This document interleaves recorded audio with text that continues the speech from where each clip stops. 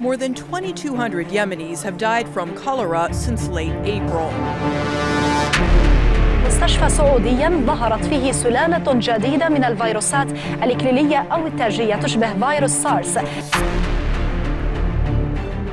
Middle East Respiratory Syndrome, or MERS, is a mysterious disease that is spreading quickly through the Arab world.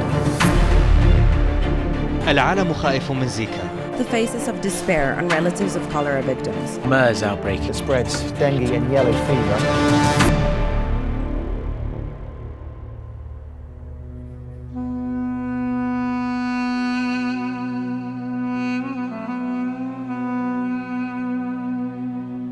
Ebola, cholera, yellow fever, Zika, Middle East Respiratory Syndrome.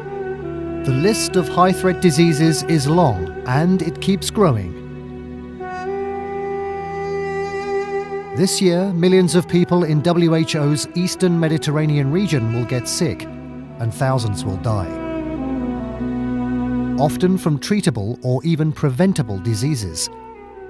For many, getting sick is another worry on top of conflict, natural disaster, poverty, and forced migration. To stop preventable disease and death, the work of the WHO Eastern Mediterranean Regional Office on Infectious Diseases and Other High-Threat Pathogens aims to prevent, detect, and respond to outbreaks of these pathogens, save lives, and limit damage to health and economies in the region. Hand in hand with the people of the region, their governments, ministries of health, and all other health partners, WHO's Regional Programme for Control of Emerging and High-Threat Infectious Diseases works 24/7 to achieve this vision. Before, during, and after an outbreak of an emerging or high-threat infectious disease, at every stage, our infectious hazard experts are there, ready to help member states mitigate suffering in many different ways. Firstly, we help to prevent outbreaks from ever occurring by building strong and resilient surveillance systems, seeing in real time where diseases, pathogens, and disease-carrying vectors are popping up, and containing them at the source. By giving people the best information on how to stay healthy, for example, on the importance of personal hygiene and avoiding behavior that can endanger health. By supporting vaccination campaigns for outbreak control, including for cholera and yellow fever.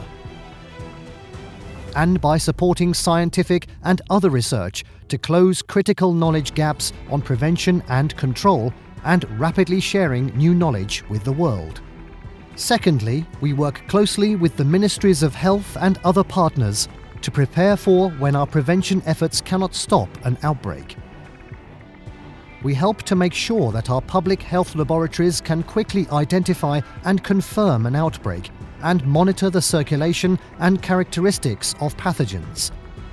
We help to train frontline health workers to rapidly investigate and respond to all high-threat diseases. And we support countries to organize and document all these efforts in strategies, protocols, best practices and plans so that we do our job better each time when we face an outbreak. And finally, WHO and all health partners work together to fully respond to any actual outbreak by supporting case management and treatment, deploying teams of highly trained experts, and by giving technical support to any part of the response that may need it. This is the vision of WHO for infectious diseases. Put an end to all needless suffering and in its place spread only happiness and smiles. By freeing our region from infectious disease threats, we can achieve health for all, by all.